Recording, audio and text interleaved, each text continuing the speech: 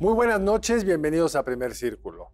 El tema quizá más complicado que enfrenta la presidenta es qué hacer con la herencia que le dejó el presidente López Obrador con su estrategia de los abrazos, no balazos. Y lo estamos viendo por muchos lugares. El más escabroso, el horrendo, deprimente, es este rancho Izaguirre en Teuchitlán, Jalisco. Y para discutir esto hemos invitado a un experto. Eduardo Guerrero lleva, pues no toda una vida porque hizo otras cosas antes, pero muchos años tratando de entender el fenómeno, midiendo el fenómeno de la violencia y de la inseguridad y también proveyendo algunas sugerencias y posibles salidas, porque esto se puede resolver. Eduardo, bienvenido. No, hombre, gracias por invitarme. Claro, buenas noches. ¿Qué Qué tal, gusto verte Federico? de nuevo por acá. Gracias, Mira, se igualmente. puede entrar por tantos lados esto, pero ayer me hice una pregunta en una comida y no la pude responder bien, te voy a aprovechar que estás acá, que es como me preguntaba una amiga, ¿pues realmente no hay otros mecanismos de reclutamiento? Es decir, tú lo traes en tu artículo de hoy, no hay otros mecanismos de reclutamiento, que suena como muy brutal, de mucho desperdicio de gente, déjenmelo usarlo con una terminología horrenda para algo como esto, de una violencia absurda, de una visibilidad increíble, porque pues como ya nos lo mostró hoy el secretario de Seguridad Ciudadana, pues ahí están las páginas que buscaban atraer a estos jóvenes, hombres y mujeres. Entonces, esto parecería, sería mi hipótesis, pues que el problema no son las condiciones en las que viven los pobres, no es que los pobres quieren ser criminales porque no tienen alternativa. Aquí lo están obligando a ser criminales. Ese es el mecanismo central de reclutamiento. Bueno, mira, les ponen, digamos, un quesito, ¿no? Atractivo, ¿no? En TikTok, en Facebook, en muchas redes sociales, además de la prensa local, se anuncian trabajos, empleos muy atractivos, ¿no? Que oscilan de salario entre los 5 y los 12,000 pesos semanales. Y los citan generalmente en terminales de autobuses, aunque y ahí los encuentran y ahí pues los suben a un vehículo y les quitan el celular y se acabó el asunto, ¿no? Esta es una manera muy recurrente, ¿no? Hay otra manera más ruda que es en las carreteras, están halcones en la orilla de la carretera. Esto pasa, por ejemplo, muy seguido en Lagos de Moreno y en la zona de los Altos de Jalisco. Cuando ven a 3 o más jóvenes en un vehículo de una edad entre los 17 y los 25 y los ven fornidos, bien alimentados, digamos, grandotes, Como altos. el caso es horrendo de los justo de los Lagos de Moreno. Exactamente. Los detienen más adelante, o sea, reportan con radio, va un vehículo con tales características, vienen 4, ¿no? Y más adelante los detienen, los interrogan y se los llevan, ¿no? Al campo de reclutamiento. Hay veces en donde ellos justamente están acudiendo a una reunión, van en la carretera para acudir a una reunión para candidatear para custodios, por ejemplo, de un almacén, ¿no? Que sí. Y cuando los sicarios se dan cuenta que ellos iban a ser reclutados por un grupo rival, les hacen una especie de castigo para mostrarle al grupo rival que los identificó y que van a pagar un precio por haber acudido a esa reunión. Y fue lo que sucedió justamente con aquellos horrible video en donde los hacían dañarse mutuamente, ¿no?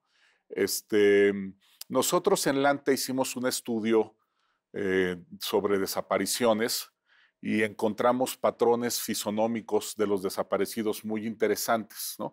Las mujeres, por ejemplo, son mujeres muy delgadas, con una estatura más baja del promedio y generalmente son abducidas en calles oscuras durante la noche.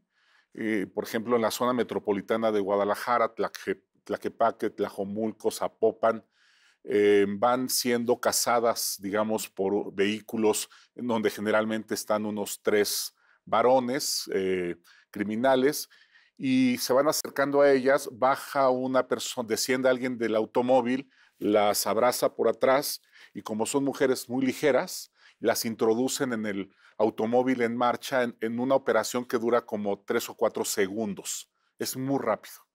Eso, por ejemplo, y esto lo está proponiendo ahora la presidenta Sheinbaum, generar unas alertas y manejar esto con mucha transparencia, avisarle a la población que de tal hora a tal hora están levantando jovencitas en las colonias tales, sería utilísimo para que estas jovencitas tomen medidas de seguridad, sus padres, y no puedan salir a esas horas solas, porque si van acompañadas, la cosa cambia completamente. Ahora, según, o sea, siguiendo un poco la pregunta de Carlos, habría entonces dos fórmulas. Una fórmula que es el engaño. O sea, publican un anuncio, un sueldo muy atractivo, por voluntad van a las estaciones de autobuses y lo que ahí comienza, pues simple y llanamente no tiene salida, ¿no? Porque si los llevan al campo de entrenamiento, pues ya son conscientes del campo de entrenamiento, entonces los liquidan, ¿no? Y otro sería esto que es básicamente un secuestro. Sí, así es. Ahora, hay reclutamiento no forzado, hay un reclutamiento regular en donde ellos se acercan con jóvenes y les dicen, vas a ganar mucho dinero como sicario, vas a tener mujeres, vas a tener un automóvil, te vamos a pagar tanto, vas a usar estas armas. Y ellos dicen, quiero. La novela esa colombiana de Sin Tetas No Hay Paraíso, que lo cuenta muy bien para ellos y para ellas. Así es la posibilidad de ascender socialmente, ¿no? Y es bien difícil, pero ¿hay alguna idea de la proporción entre ambos métodos de reclutamiento? Yo creo que el reclutamiento forzado solamente es complementario. Es complementario. O sea, yo creo que más del 50% es reclutamiento regular y reclutan mucho en las zonas del sur del país, en estados muy pobres como Guerrero, Michoacán, Oaxaca y Chiapas. Ahora también ocurrió en Colombia, las zonas más pobres eran fuente, ¿no? Y una cuestión muy, muy precisa, o sea, ahora estamos todos escandalizados con este horrible caso, pero en realidad atrás está el pozolero, ¿no? O sea, esta desintegración de cuerpos en un gran, una gran olla, pues tiene ya 10, 15 años. O sea, ha venido ocurriendo, después está el caso de Fresno, ¿no? ¿Cómo se llama? Fresnillo. Fresnillo, que lo narra muy bien Claudio Sheinbaum en un artículo. Exactamente. Entonces, Claudio Lomnitz. Nuestro cuate Lomnitz. Entonces, vamos, no es nuevo. Lo que pasa es que leí ahí una estadística en el caso de la gestión de Andrés Manuel López Obrador, el secuestro de este tipo de jóvenes se incrementó 26%. O sea, es bestial, ¿no? O sea, disminuyeron los homicidios reportados y aumentaron los desaparecidos.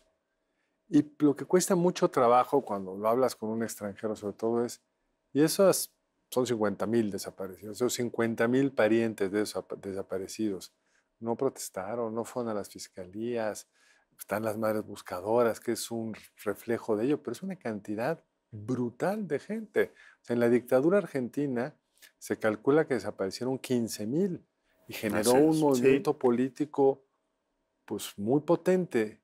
¿Por qué acá no? O sea, ¿cuál es el mecanismo de aplastamiento de las víctimas secundarias, pues, de los padres, familiares, madres, lo que sea?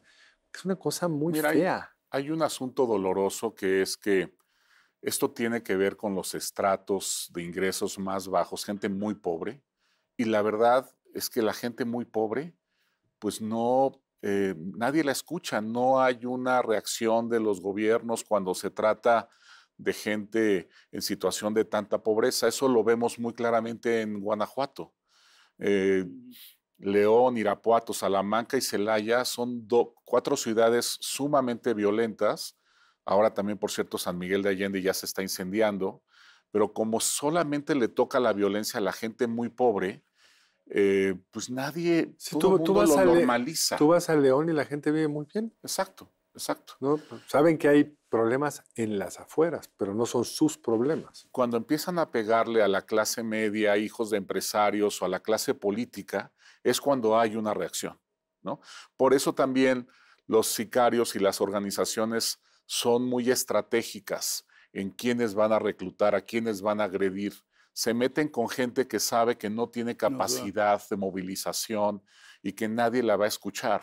Entonces, lo primero, los pobres no jala acá como No. un espacio nuevo para que tuvieran voz y capacidad de defensa. En el caso de los desaparecidos, claramente hay una enorme coincidencia entre su situación de pobreza, a veces extrema, y la probabilidad de que sean víctimas de desaparición forzada. Y la incapacidad de protestar, llevar el caso, etc. Mientras que en Argentina de los desaparecidos eran clases medias, digamos, siguiendo con tu argumento. Así es. Quiero regresar a lo de la dinámica.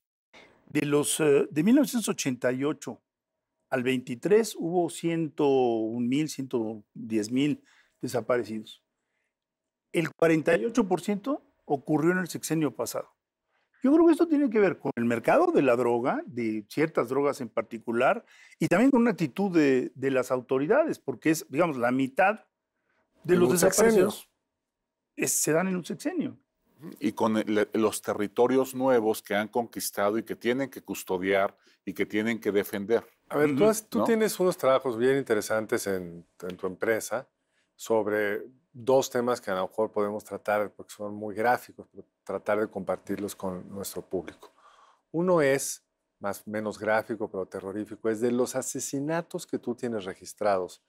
En el sexenio pasado, pues fueron 125, 30,000 por ahí, ¿no? Un poco más. ¿Cuántos presuntamente, porque no es un cálculo, digamos, ante Ministerio Público, pero tú lo haces en función de las características de ese homicidio, cuántos estarían vinculados con el crimen organizado? Entre el 70 y 75%. Que es muchísimo. Es decir, México sería un país relativamente pacífico. Así es. Porque la violencia no organizada es relativamente baja. Si desapareciera mañana el crimen organizado en México, nuestra tasa de homicidio bajaría 70%, 75%. Regresaría a la que teníamos en el 2000, que eran 8 o 7 homicidios por cada 100,000 habitantes. Exacto, ¿no?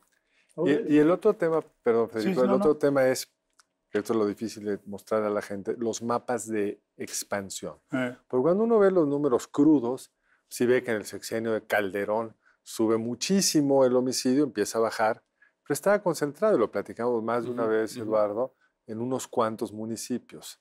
¿Cómo ha cambiado ese mapa de entonces a ahora? No solo es más violento, sino está mucho más extendido, pero ¿qué tanto más extendido? Así es, la crisis mexicana en 2008 inicia en el norte del país y sobre todo en el ámbito urbano y va moviéndose al centro y sur del país y al mismo tiempo va moviéndose del urbano a lo suburbano y rural. Y ahí es donde también pues, hay menos presencia policial, ¿no? Están muy dispersos, por eso se dieron el lujo de tener tanto tiempo ahí el rancho, porque ahí nadie, pues es tierra de nadie literalmente, ¿no? Ahora, los grupos sí se han expandido de manera muy importante, sobre todo en el sexenio de López Obrador. Y, por ejemplo, ahorita que hay una guerra en el cártel de Sinaloa, Jalisco quiere ocupar los vacíos que se están generando por la guerra del cártel de Sinaloa y consolidar ahí su presencia. Digamos. Exactamente. ¿No? Por eso se vuelve urgente reclutar. Ah, bueno, eso lo vincula muy bien. Tengo que hacer un corte y regresamos con ustedes, pero vamos ahora a hablar más lo otro. ¿Qué se puede hacer? ¿Qué se ha hecho bien en el pasado? ¿Y qué podría lograrse con una nueva estrategia en seguridad pública? Un momento más de regreso aquí en Primer Círculo. Estamos de regreso en Primer Círculo con Eduardo Guerrero. Estuvimos platicando del horror, de cómo funciona este mercado de reclutamiento forzado, las implicaciones, el dolor que arrastran tantos cientos de miles de mexicanos.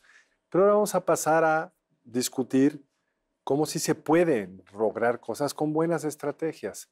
Entonces, me gustaría, Eduardo, si te parece, empezar con, dime 2, 3 casos de éxito en el pasado que le permita ver a nuestro auditorio que claro que se puede, que el Estado siempre tiene una enorme ventaja cuando le pone recursos, interés político, seguimiento, sanciona a los que no cumplen, etc. ¿Cuáles son, digamos, los que te parecerían más relevantes? Sin duda, ahorita el caso más notable en México es el de Coahuila, ¿no? Sí. Coahuila pasó en 10 años de ser un lugar de tremenda violencia criminal, justamente con grupos que fueron Zetas en algún momento, del Cártel del Golfo, hacer ahora un lugar donde están 3 de las 10 ciudades con mejor percepción de seguridad del país, ¿no? Piedras Negras, Saltillo y Torreón. Incluida la laguna, que tardó muchísimo en pacificarse. Porque primero se pacificó la otra parte de Coahuila, digamos. Así es. ¿Y cuáles serían los elementos centrales de ese éxito rotundo? Pareciera que es como una fórmula mágica, y la verdad es que cuando te acercas a los actores y les preguntas, simplemente hicieron, Carlos, lo que tenían que hacer. Cumplir con sus obligaciones constitucionales. ¿No? Gastar dinero en fortalecer las procuradurías, generar protocolos de investigación, en focalizarte en los que te están generando más violencia, sin miedo. Hay que asumir también, en el caso de los gobernadores, pues una postura de liderazgo y de cierta audacia. Tiene que ser algo proactivo, ¿no? Ahora, en el mismo sentido de la propuesta de soluciones, yo creo que también Chihuahua y Coahuila nos dan un ejemplo de coordinación de los 3 niveles de gobierno, órdenes de gobierno. Era una hectárea, vamos a ponerlo así. Lo de Zacatecas son no sé cuántas hectáreas, muchísimas más.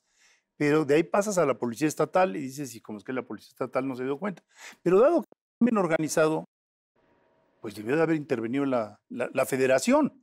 ¿Qué ocurrió? O sea, tengo la impresión de que esta política de quitarle recursos a las policías municipales y estatales, como era lógico, está revirtiendo. Entonces, pues hay huecos enormes donde puede actuar el crimen organizado, ¿no? Pues sí, y fíjate que no, hay un problema de una mala relación de un gobernador con la federación, lo condena a la violencia y a la criminalidad, ¿no?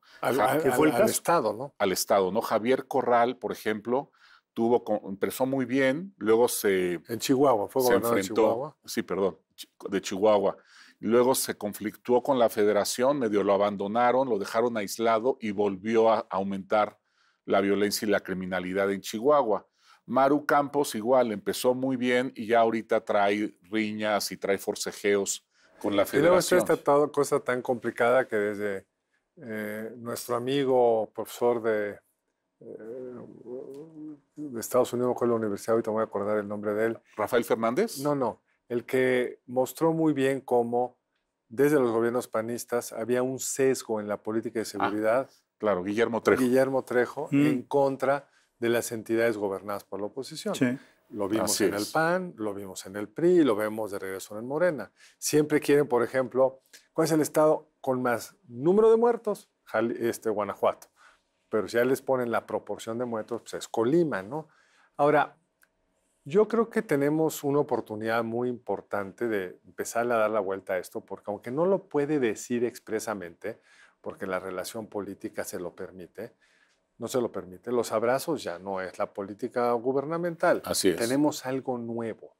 ¿Qué es eso nuevo? ¿Y cómo dirías tú podría o no funcionar? ¿O qué más tendríamos que los mexicanos para apoyar? Porque el buquelazo es un sueño guajiro que no sabemos ni siquiera si vaya a durar en El Salvador y si funciona, funciona en un lugar pequeñito. Aquí es una cosa mucho más complicada. Y además también hay señales equívocas, ¿no? Por ejemplo, el otro alguien me preguntaba, ¿Durango ya se pacificó? Y le decía yo, sí, pero nada más hay un cártel que domina todo. Entonces, si te dicen, sigue el método de Durango, pues resulta que no es deseable, ¿no? Sabemos que es un equilibrio que no dura, en algún momento se rompe. Así es. Pero ¿cómo nos lo podrías describir lo que está pasando? Lo has escrito mucho, pero si nos ayudas a... Mira, rápidamente, yo creo que por primera vez en varias décadas tenemos a un profesional a cargo de la Secretaría de Seguridad y a un equipo de profesionales en tareas también de inteligencia para la seguridad, etcétera. Y eso obviamente está dando muy buenos resultados. Ahora, el problema, Carlos, es que Federico, es que esta persona llegó con un gran plan, pero ahora sí que se le estalló la olla express en la mesa, ¿no? Y esa olla express tiene que ver con la decisión del cártel de Sinaloa, que es un problemón, y la verdad ha sido un gran esfuerzo contener el conflicto solamente en Sinaloa. El segundo problema, pues, fue la reforma judicial, que va a traer un montón de problemas para investigación, para sentencias, va a haber cuellos de botella también por un tema de curvas de aprendizaje, pero también por complicidad de algunos candidatos. Para decirlo rápido, ¿quién se va a postular de magistrado en lo penal en Sinaloa? Exacto, exacto. Hay un O proceso. sí, se va a postular a alguien que sabemos ¿Quién? que está el que está vinculado con. Ahora, Sí. esta persona, porque no dijimos el nombre, es Omar García Harfuch, Así es. que es alguien de mucha confianza en la presidenta, que hizo una muy buena labor en la Ciudad de México, que costó trabajo, porque si uno ve las curvas de homicidio en la Sí. Ciudad de México, primero se deterioró y Ujú. luego se empezó a Sí, estar ya cuando toma el mando Omar es cuando las cosas mejoran, pero hubo Exacto. otro secretario Hubo antes alguien que antes. él. Exacto. Pero incluso con que lo hagas todo bien, pues alguna vez nos lo platicaste en Entre Tres, tengo buena memoria en esto, que pues siempre de saque hay desequilibrios que te pueden generar más violencia, que lo que hizo mal Calderón es que no tomó en cuenta eso, entonces cortaba cabezas por acá, pero hay que hacerlo integral para minimizar eso. Ahora, esa Sí. pareciera ser la estrategia, pero no hay un cuerpo potente a su servicio, tiene No. que hacerlo desde Así es. la Guardia Nacional, que no es una Guardia Civil. ¿Cómo se resuelve eso? Mira, es una coyuntura especialmente favorable, me parece, para avanzar, porque aunque él efectivamente no tiene una fuerza operativa, sí tiene una centralización del poder y de la autoridad en el gabinete de seguridad. Entonces, él no puede darle órdenes a los generales del ejército, pero sí puede darle órdenes al secretario de defensa. Él no se puede meter con la estructura de mando, pero sí claramente me parece que La Omar, presidenta le ha delegado eso. justamente, ¿no? Yo tengo la impresión de que Omar García Harfuch estuvo muy involucrado en el nombramiento de los dos mandos militares y hay una ascendencia de carácter informal sobre ellos y eso le permite a Omar pues una estrategia muy coherente, muy bien coordinada, donde cooperan, digamos, de manera muy virtuosa las distintas agencias y actores. Institucionalmente bien armado, digamos. Además, tiene la ventaja de que pues, la gran mayoría de los gobiernos estatales son de su partido político y eso también lubrica muchísimo, digamos, la cadena de cooperación y coordinación. Los pocos, creo que son 5 o 6 gobernadores que no son del partido oficial, pues están también muy ávidos de recibir apoyo y están muy dispuestos a cooperar con Omar. Y Omar es un hombre, Omar García es un hombre de un perfil también muy técnico, pero al mismo tiempo tiene muy buena mano izquierda, difícilmente se conflictúa con algún actor político y procura mucho siempre la cooperación, la armonía. Yo no tengo noticias de que haya ahorita algún conflicto de un gobernador con García Harfuch, ¿no? Y creo que eso es muy positivo en materia de seguridad, solo que pues sí tuvo la mala suerte sobre todo de que le estallara este problema de Sinaloa. De otra manera hubiera arrancado mucho más veloz, ¿no? Traía en su plan original un programa de trabajo en las carreteras muy ambicioso, también se iba a ir contra los que están cobrándole derecho de piso a los aguacateros, a los limoneros, etcétera, en distintas regiones, y todo eso tuvo que aplazarse para darle prioridad al tema de Sinaloa. Y luego tenemos el tema de Trump, que fue como la tercera tormenta que le tocó a Omar, que por un lado se ve como algo difícil de enfrentarse a este personaje y a su gobierno, pero por otro lado, si logran alinear, digamos, los intereses, los dos gobiernos quieren debilitar a los cárteles, pues puede también ser una gran oportunidad para una era de cooperación y de mucha contundencia en la lucha contra los cárteles, porque está obsesionado el presidente Trump con destrozarlos, ¿no? Con acabarlos y también con debilitar mucho sus vínculos con las clases políticas locales. Ahora dicen que en política el amor se muestra en el presupuesto y por desgracia en el presupuesto del 25 no vimos un gran amor. Eso quiere decir, digamos, que los diputados y senadores, básicamente los diputados, no brindaron un incremento sustantivo a las actividades de impartición de justicia, en fin, todo lo que tiene que ver con las investigaciones. Después se quejan mucho y dicen, los jueces son los culpables. Pues sí, pero los jueces no están para perseguir delincuentes. La persecución de delincuentes corresponde a las instancias que en la ley están claramente establecidas. pero no hay dineros. Y entonces sí entra uno... Ahora sí hay algunas partidas que aumentaron, ¿no, Eduardo? Sí, pero sí, Marginal. me parece, en lo general sí fue un saldo de reducción presupuestal, pero fíjate que me parece que sí había áreas administrativamente obesas, entonces creo estuvo muy bien que metieran ahí el bisturí, y la verdad es que cuando trabajas con más inteligencia, como lo quiere Omar García, también muchas cosas salen mucho más baratas porque ya tienes mucho más claridad ¿Qué hace? hacia dónde vas y qué hacer, y no estás dando palos de ciego y desperdiciando recursos en cosas inútiles, ¿no? Ahora, la nueva ley de seguridad le da unas facultades que no habían tenido sus antecesores. Así es. Es decir, por un lado se centraliza todo el tema de inteligencia, entonces eso le va a dar el piso para aquello, y dos, se le da incluso algunas facultades que pueden sonar un poco anticonstitucionales, como intervenir teléfonos sin una orden judicial previa, etcétera. Pero lo esperanzador, Carlos, de esa reforma es que por primera vez la federación alza la mano y dice, yo me encargo. O sea, hay un responsable claro. Exactamente. No, Y eso un no civil. sucedía antes, todo el mundo se echaba la bolita. ¿Cómo te imaginas la evolución de este enorme problema en los siguientes 6 meses? Yo creo que este tema de Teuchitlán sí va a ser un parteaguas. Yo creo que va a haber mucho más trabajo con las comisiones de búsqueda. Yo creo que se va a profesionalizar mucho el trabajo. Y también hay anuncios de que se va a utilizar mucho más tecnología, ¿no? Porque es un equipo muy rudimentario ahí con varillas y cosas. Y esto se puede hacer incluso con drones. Se puede eficientar mucho el trabajo. Y también facilitar la generación de alertas de desaparición y transparentar la información para que la gente tome medidas de protección y prevención. Bueno, Eduardo, tendremos que estar en 6 meses de regreso discutiendo este tema. Es crucial para todos nosotros. Muchas gracias por No, acompañarnos. hombre, encantado. Gracias, Carlos. Gracias, Federico. Mil gracias, Eduardo. Nos vemos aquí la próxima, en Primer Círculo. Buenas noches, gracias por acompañarnos. Nos vemos el lunes entrante aquí en Primer Círculo.